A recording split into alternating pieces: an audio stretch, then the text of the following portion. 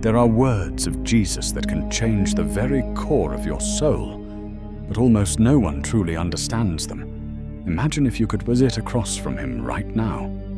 Feel his eyes looking into yours, hear him speak, and suddenly realize he's telling you something that could rewrite your entire life. Most of us have heard these phrases since childhood, yet we've missed the heartbeat behind them. And because of that, we've missed freedom, we've missed peace, we've missed joy. But today, that's going to change. I want you to stay with me, because in the next few minutes we're going to uncover 3 phrases Jesus said that once you understand, then will set you free in ways you never thought possible. And the first one is going to hit you like a wave. The first phrase is this: "My yoke is easy and my burden is light." If you grew up in church, you've probably heard it 100 times. Maybe it's painted on a wall somewhere. Maybe you sang it in a hymn. But if you're honest, life hasn't felt easy or light. It's been heavy, crushing at times. So what was Jesus talking about? Was he exaggerating? Was he only talking about heaven? No. He was speaking about a reality you can live in right now. You see, in Jesus' time, a yoke wasn't just a farm tool for oxen. It was a rabbi's teaching. Every rabbi had their yoke, their way of interpreting the scriptures, their way of living life with God. And many rabbis of that time made it exhausting, a never-ending list of rules and religious performance. But Jesus, he was offering something entirely different. His yoke wasn't about proving yourself to God. It was about resting in God's love. It wasn't about climbing up to reach him. It was about letting him carry you. Think about that for a moment. What if the heaviness you're carrying, the shame, the striving, the fear of not being enough, was never yours to carry in the first place? What if the very reason life feels so crushing is because you've been carrying a burden Jesus never gave you? I remember a woman I met in a small church in Guatemala. She was the first to arrive every Sunday, the last to leave, always serving, always smiling. But one day she told me she was exhausted, spiritually exhausted. She felt like she could never do enough for God. That's when I read this verse to her, slowly letting every word sink in. "My yoke is easy and my burden is light." She began to cry and she said, "Then why do I feel so heavy?" That question changed her life, and it might change yours. Here's the truth. You were never called to carry religion on your back. You were called to walk beside Jesus, yoked with him, letting his strength pull the weight. And when you live like that, even the hard days feel different. The load doesn't crush you. But here's the problem, and this is why most people miss it. Letting go of your heavy burden requires trust. And trust is terrifying. Have you ever had to fall back into someone's arms and just hope they'd catch you? That's what it feels like to live in the easy yoke of Jesus. It feels risky at first, until you realize he never lets you fall. So how do you do it? You start by naming the weight you're carrying that isn't yours, the guilt, the self-hatred, the need to be perfect, and you hand it over. Literally tell him, "This is too heavy for me."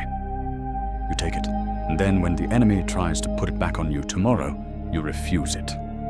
You remind yourself, "My yoke is easy. My burden is light." And if that sounds too good to be true, just wait until you hear the second phrase, because it will shake the very way you see yourself and everyone around you. Before we go there, I want you to pause for a moment. If something in your heart is stirring right now, if you feel like maybe, just maybe, Jesus has been trying to lift something off you for a long time, don't ignore it. This could be the moment you finally breathe again. And friend, if this is speaking to you, don't just keep it to yourself. Hit that like button, subscribe, and drop a comment telling me what burden you're ready to lay down. And if you want me to make a video on another teaching of Jesus that confuses people, let me know in the comments, because next, we're going to talk about a phrase so misunderstood, people have built entire wrong belief systems around it. But when you see what Jesus really meant, you'll never look at your life the same way again. The second phrase Jesus spoke that almost no one truly understands is this: the last will be first, and the first will be last. You've probably heard it, maybe even quoted it. But if we're honest, most of us treat it like a poetic riddle rather than a principle to live by. It sounds noble, but how does it actually work in real life? In our world, being first is everything. First in line, first in class, first to be noticed, first to succeed. We are taught from the time we're children that the goal is to get ahead, to climb higher, to win. And honestly, it feels good to win. But then Jesus flips everything upside down. He says that in his kingdom, the ones who push themselves to the front won't be the ones honored. It's the ones who serve quietly in the back. This is not about false humility or pretending you don't want recognition. It's about a deep inner shift where you stop living to elevate yourself and start living to lift others. In the kingdom of God, greatness isn't measured by how many people serve you, but by how many you serve. I remember a young man in a small house church in the Philippines. He was soft-spoken, barely noticeable in the crowd, but every week he was the one setting out chairs before anyone arrived, making sure the room was ready, praying quietly over each seat.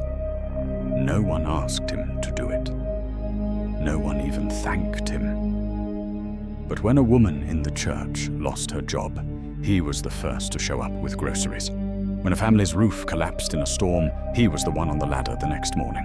From the world's perspective, he was last, but in the eyes of heaven, he was already in first place. Now here's why this phrase is so hard. For most people, living it out means dying to the version of yourself that craves recognition. It means celebrating someone else's victory, even when you feel overlooked. It means showing up for people who may never say thank you. And that's hard because deep down, all of us want to be seen. But here's the hidden beauty: when you release the need to be first in the eyes of people, you open the door to be first in the eyes of God. And his reward is different. His reward is peace that can't be taken away. Joy that doesn't depend on applause. Purpose that doesn't fade when the spotlight moves. What if you stopped trying to climb and instead chose to kneel? What if you measured your life not by how high you've gone, but by how deeply you've loved? I know, it feels risky. People might take advantage of you. They might not notice your sacrifices. But Jesus noticed. He always notices. Remember when he watched people giving offerings at the temple? Everyone else was impressed by the large amounts from the wealthy.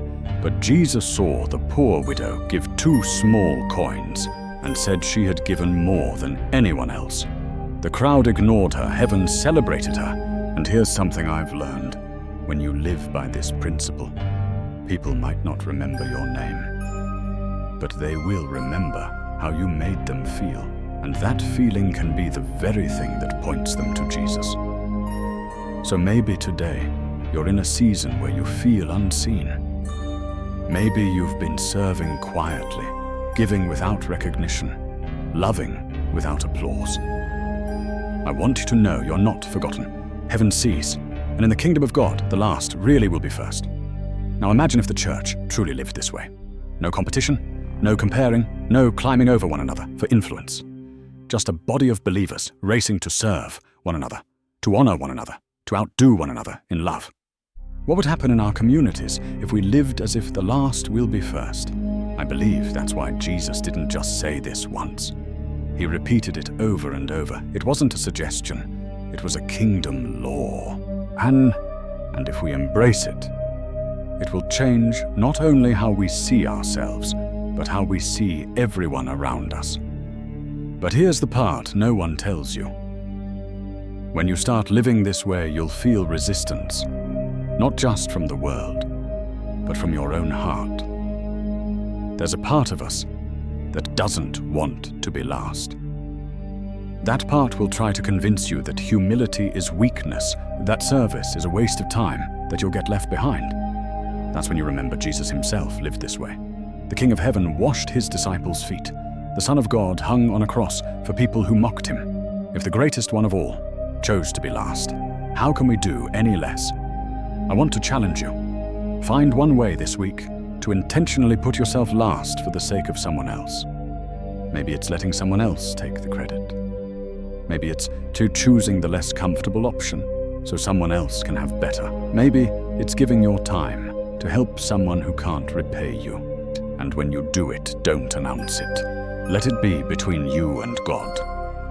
And when you feel that quiet satisfaction and that unexplainable joy, you'll realize this isn't about losing.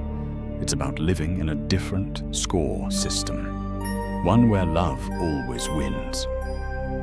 If this message is stirring something in your heart, I'd love for you to share it with someone who needs encouragement today.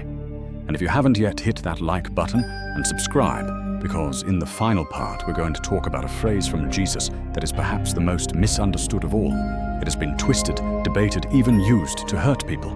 But when you see it through the eyes of love, it changes everything. The third phrase of Jesus that almost no one truly understands is this: love your enemies and pray for those who persecute you. On the surface, it sounds beautiful, almost poetic. But when you're standing face to face with someone who has betrayed you, lied about you, or wounded you so deeply that you can barely breathe, it feels impossible. We live in a world that celebrates payback. The unspoken rule is simple. If someone hurts you, you hurt them back, maybe harder. If they betray you, you cut them off. If they speak against you, you expose them. And in our human nature, it feels right. It feels fair. But then Jesus comes along and says something that flips justice on its head. Love them. Not tolerate them, not avoid them. Love them. And he doesn't stop there. He says to pray for them. That's not just a command to say a quick God bless them through gritted teeth. It's a call to bring them before God's throne with the same earnestness you would for someone you deeply care about. This isn't about excusing what they've done. It's about refusing to let their wrong become the seed of bitterness that takes root in your heart. When Jesus says love your enemies, he's not asking you to feel warm emotions toward them. He's calling you to act in a way that seeks their good, even when they don't deserve it. I once heard the story of a man whose daughter was murdered. In the courtroom, when the guilty verdict was read, the man looked at the young killer and said, "I forgive you." People were stunned. How could he forgive? Later he explained, "If I let hatred live in my heart, then my daughter's death would take 2 lives, hers and mine. Forgiveness is the only way I can live free." That's the thing about forgiveness. It's not weakness, it's freedom. It doesn't mean what happened was okay. It means you're choosing not to be chained to it anymore. But here's why this phrase is one of the most misunderstood. People think loving your enemies means putting yourself back in harm's way. It doesn't. You can set boundaries, you can protect yourself, you can seek justice and still love. Love doesn't mean allowing abuse. It means you don't let hatred dictate your decisions. And here's the mystery: when you choose to love your enemies, you're not just changing your heart. You're opening a door for God to work in theirs. Some of the most powerful testimonies I've ever heard came from people who were loved when they least deserved it. That love disarmed them. It broke through walls that arguments never could. Think about Jesus on the cross. The very people who nailed him there were mocking him, gambling for his clothes, spitting at him. And he prayed, "Father, forgive them, for they do not know what they are doing." That's the kingdom. That's the love that changes everything. I know what you might be thinking. You don't know what they did to me. And you're right. I don't. But Jesus does. He sees every tear, every wound, every sleepless night. And still he calls you to love, not to minimize your pain, but to heal it. The enemy wants you trapped in unforgiveness because he knows it will poison every relationship you have. But when you choose to forgive, when you choose to pray for those who've hurt you, you break that chain. You start walking lighter. Maybe right now, there's a name in your mind, someone who hurt you deeply. And just hearing their name makes your stomach tighten. I'm not asking you to feel differently overnight. I'm asking you to start with one prayer. God, help me to want to forgive. Sometimes that's where a miracle begins. And as you pray, something happens. Slowly God shifts your perspective. You start seeing that person not just as the sum of what they've done, but as someone deeply broken, in need of grace, the same grace you've been given. Imagine if Christians everywhere lived this way. Imagine a world where followers of Jesus were known not for how fiercely they fight their enemies, but for how fiercely they love them. That would be revolutionary. That's the kind of love that turns the world upside down. The kind of love that made the early church grow in the face of persecution. I'm not saying it's easy. I'm saying it's worth it. Because when you love your enemies, you reflect the heart of the Father in the clearest way possible. And that's when people start asking questions. Why would you do that? And your answer can only be, because that's what Jesus did for me. If this is stirring something in your heart, maybe it's time to take that first small step. Write their name down, pray for them, release them into God's hands, and watch what He does in them and in you. And friend, we've walked through 3 phrases of Jesus that are often misunderstood, but have the nasav. The power to transform everything. My yoke is easy, and my burden is light. The last will be first, and the first will be last. Love your enemies and pray for those who persecute you. If you let these truths take root in your heart, they won't just change the way you think, they'll change the way you live. And before you click away, I want to ask you something. Which of these phrases speaks to you the most? Right now, drop it in the comments, because I read every single one. And if you want me to make a video on another teaching of Jesus that's often misunderstood, let me know there too.